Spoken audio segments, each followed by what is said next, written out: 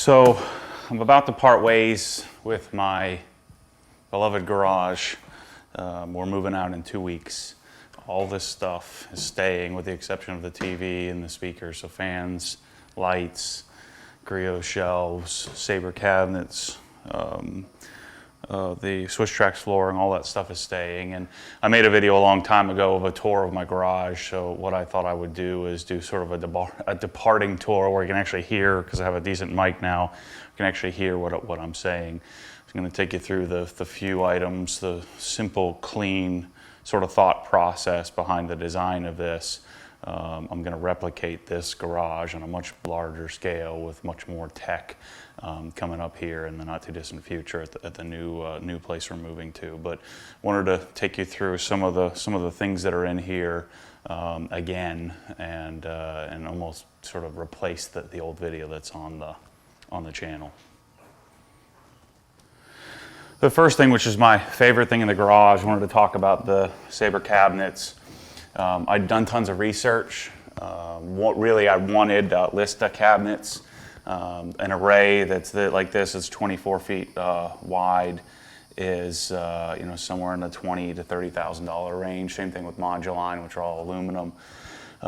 These cabinets are, I would contend, 85–90% of the way there at a sixth the cost. So this entire array cost me $5,000 and then another $1,000 to ship. The thing to keep in mind, if you do call Sabre, he's in the sort of high volume, low margin business. So you're not going to. They don't run sales. They don't run ads. They don't. They charge you shipping, whatever it costs to freight it to your house. So you're going to have to add, a good 20 or 30% of the cost to shipping. It cost me right around $1,000 to ship these. So even still, the quality of the cabinets with the extra cost of shipping, I think they're worth their weight in gold. The construction is fantastic. I mean, the drawers, they don't hold 440 pounds like a Lista cabinet, but they hold plenty for me. I have, half of my drawers are empty, but they slide nicely. I really like the aluminum drawer handles. The only thing I don't like about them is they are a little sharp here on the edge. So when I'm wearing like basketball shorts or something, I'll catch and snag it. But that's really the only complaint I have. The locking mechanisms are great. I don't lock my drawers. My kids are always in here messing around. But Sabre cabinets are fantastic. The uppers, the lowers, the larger closets, everything is great. I would, I'd highly recommend you consider. They come with a drawer liner, not these. I'll talk about the Kaizen foam here in a minute.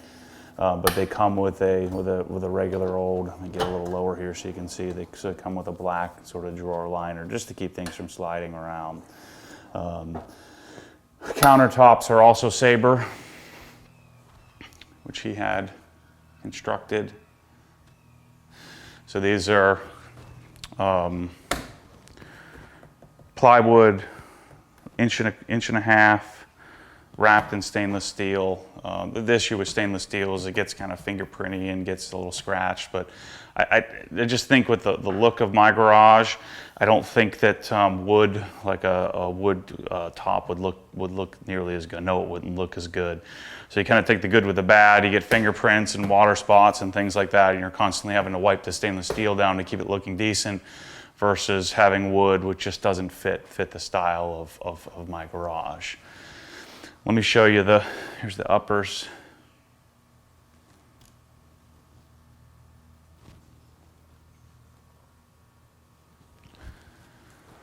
So here's an example of, I keep, stuff in the upper cabinets. Upper cabinets are well constructed as well. They come with a single shelf, which is all I really need. So I can fit my, basic stuff in here. And I prefer to have a lot of empty space. Rather than sort of jam pack it with everything on the planet. So here's the other cabinet. Keep my drills and stuff in there. But again, solid construction. There's no wobble, I've got them tap conned into the wall. And you know, they're not the prettiest inside, but they are full back. Like for instance, Moduline, you've got to pay for a backing, which is really expensive. But these things are, I mean, you could load them up with more weight than you're ever going to want to put in here. And same basic aluminum door handle, which I love. They're really easy to square up, which I was a little concerned about, but super easy. Just push them up against the wall. No issues with squaring up the cabinets at all.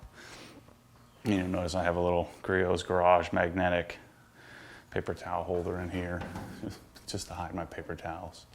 I never got around to doing lighting underneath, but that's something you'd probably want to do. I can show you this over here. This is the detailing side of the garage. I actually have my older Pioneer Elite has a set-top box that I have sort of hidden in the cabinet here and then wired to the TV, and then some gallon shelves and more detailing supplies. Yeah, keep it neat and clean. I promise I didn't tidy this up for you guys. I'm just doing this right here, right now. I also have connected to the cabinets is a Yost Vise. This is a Yost 750 Di. The vise, you know, if you're right-handed, you're supposed to mount the vise on the other side. I wanted to mount it on this side, honestly, to match the garage, or not to match my car. But you can flip the unit over. Has jaws for holding a pipe holder. You have the traditional anvil on the top here if you needed to pound something out.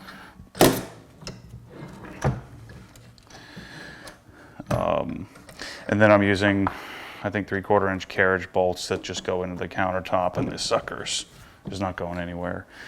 I highly recommend this vise. I think was like $280. I mean, the interesting thing with vices, you can spend thousands, but for my purposes, it rotates left to right. The jaws rotate up and down, so you really can't go wrong with a vise of this caliber for a few $100. I loosen it up here properly so you can see what my capabilities are. So again, Yost 750 Di. I'm going to get another one of these in the new garage for sure, even though I've used it twice. Those 2 times that I used it were great.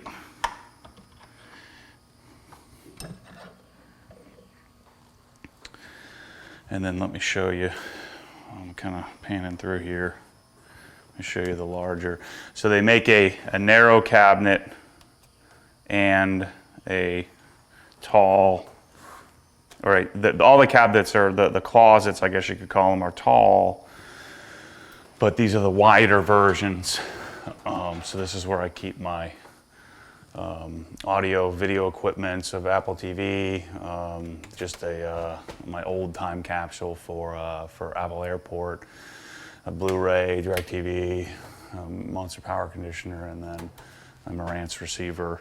I keep my pressure washer, deionizer. Another little thing that I'm real proud of myself is I put the Swiss Trax flooring inside the cabinet to keep them from getting all jacked up. And then my massive array of microfiber towels in this cabinet.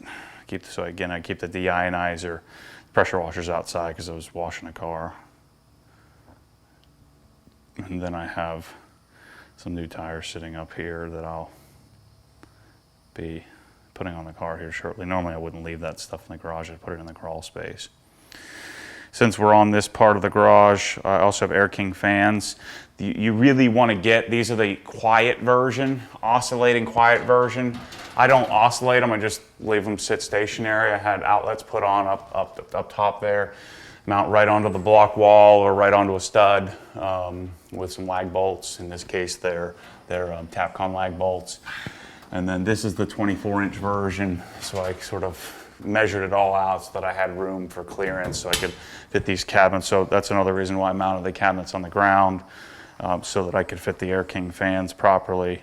If you don't get the quiet version, you're talking super, super loud. So I would highly recommend you do quiet. While we're over this side of the garage, let's talk about, this is a JL Audio E-Sub, 12-inch E-Sub, which does really well in here. Things look pretty legit for a subwoofer for the garage.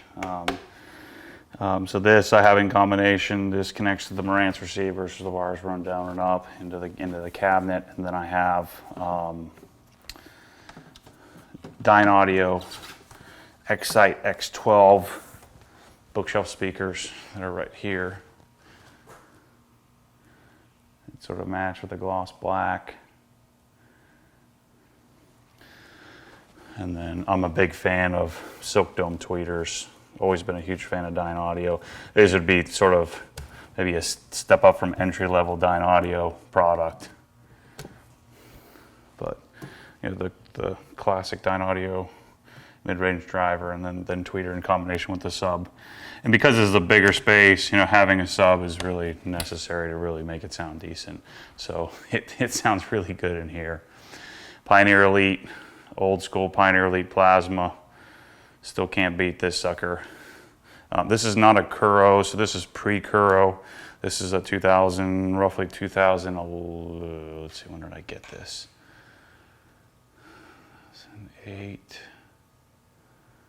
2007, I think. So this is a 2005. So this is a 2005, 2006. I think it's a Pro 1120 HD 50-inch Pioneer Elite plasma, so it's 768p. It's not a 1080p display, but it still holds its own. It's tough in the garage with the plasma because the glare, but I can't stand LCD. So until organic LED continues to improve, this is what I'm going to use. While we're moving along here, I'll show you Kaizen foam. So this is cut out by hand by me. So each wrench, each section. So each one of these probably took me 45 minutes to an hour. So what you do is trace it out with a black marker. Actually, here's the Fast Cap. Fast Cap is the manufacturer, so it's a little marker, needle point marker that you go around and you trace each item, and then you cut it out with an X-Acto knife, and just makes the drawers look clean. Helps keep things from sliding around. The only disadvantage is when you get something new, you have to do something about it. But I think it sort of appeals to my compulsiveness. And so I've done probably half the drawers. Since we listed the home for sale about 6 months ago, I decided to just hold off on doing the rest of them. I use these drawers here, in case you guys are detailers, for my dirty towels. So I keep usually lights and darks and keep those out of the way so you don't see them. So let me show you, since we're moving through here, let me show you the last cabinet. This is sort of the catch-all cabinet, if you will.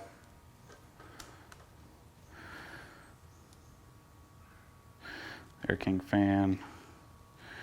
In this cabinet, where I keep my leaf blower and jacks and crappy little air compressor. I can't wait to get an air compressor. And I was waiting on, I don't actually have the reel mounted. I've been waiting, you notice I have the Swiss tracks in the bottom of this one too as well, and we keep the trash can. So I've been waiting to decide what I'm going to do with the new garage. Now that we know, I'm glad I held off on doing any sort of compressed air system. So again, a roughly 24 foot, I think it's 23 and change array of cabinets.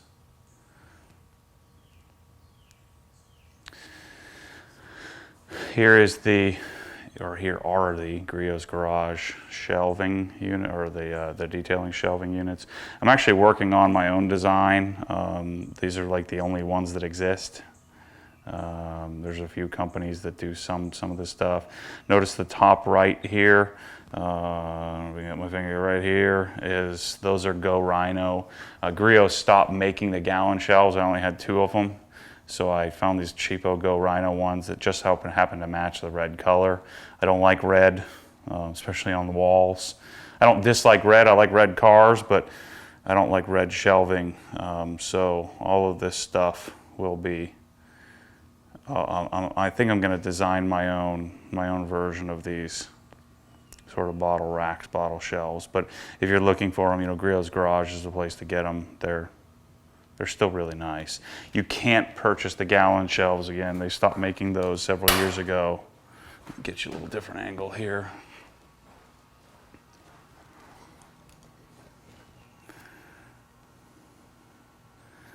So you can kind of see what's doing. It's super bright out right now. I have various things in those Griot's bottles. I don't use much Griot stuff anymore. The walls are painted with a Benjamin Moore flat paint. I only do flat. I don't like, even though flat paint requires you to touch it up every so often. This is I forget what gray color it is, but it's a light gray, a little lighter shade than the flooring and the cabinets. But I don't like satin or sheen in my paint, so I simply do a matte finish, and then what I'll do is I'll just touch it up as needed, so when the kids come and mark up my walls, I just get a paintbrush out and dial it in. Last thing, actually no, not the last thing, before we go to the flooring, which is my second favorite part behind the cabinets, we have, these are Lithonia, sort of cheapo, they're like 80 bucks a piece. There's 6 4-foot fixtures, and then I have traditional halogen Verilux bulbs. I don't like LED because LED isn't full color spectrum. Even the really good stuff is, in my opinion, I just don't see as well with it. So I have 4 of these fixtures on either side, or 2 on either side, I should say, that light up, and I know it's hard to see on camera here, but that light up the whole garage pretty well. I would, if I was going to stay here, I would probably put more lighting up front, more in the back for when the garage door was closed. But the lighting's strong here. It's 6500 Kelvin. Again, Verilux bulbs. You'll want to look into them if you haven't. So the last thing to talk about in my garage is the Swiss Trax flooring. This started out as a mistake or a Band-Aid. So this flooring started out as just covering up the disaster epoxy that's underneath it. There's tons and tons of dirt underneath here. I vacuumed it out one time in the last, let's see, I did this in December of 2014 is when I put this flooring in. So it's well over a year old. I vacuumed it once.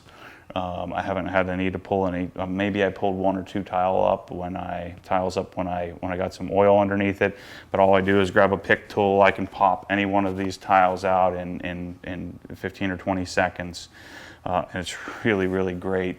It doesn't click and clack, so it feels much more solid than a less substantial flooring, plastic flooring. So if you are looking for flooring and if you like the way this looks, so if you like the sort of opposing pattern, there isn't anything better. I've looked at it all. I ordered tons of samples. I've been on tons of different flooring. This is the only, other than polished concrete, which has its own set of issues, this really, really has taken, sort of stolen my garage heart, if you will. The other thing that I wanted to point out, these tiles here are the rubberized version, which, they don't feel like rubber, but they are rubberized, where these are complete polyurethane. You don't want to be driving on the rubberized version because there's too much give in the joints. But when you're walking on the floor, it just takes a little bit of, you can feel it under your feet. It takes a little bit of the sort of stress off your lower back. And so I have that run around just in front of the cabinets here, so that this space over here is plastic, so it's the full plastic.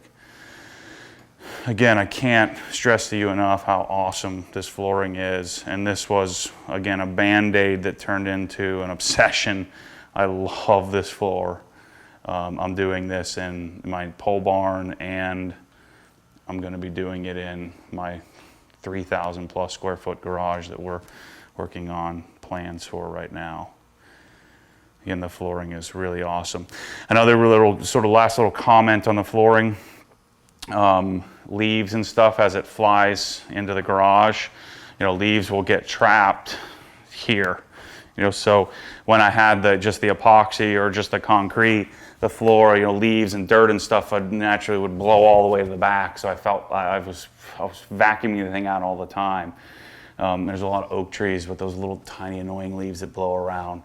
So the beauty of the Swiss Trax flooring is it gets trapped in the first few tiles, and most of the time I'll either just blow it out as I'm blowing off the driveway with the leaf blower, or I'll just simply just grab the 3 or 4 or 5 leaves that are sitting trapped in the first few tiles and just throw it in the trash or throw it out in the yard.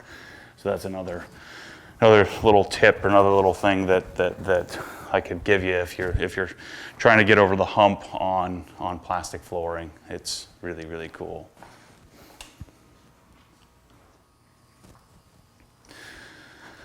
So, I don't know how much I've invested in this garage. Let's say, I want to say it's less than $10,000. If you take out all the tools and all that stuff.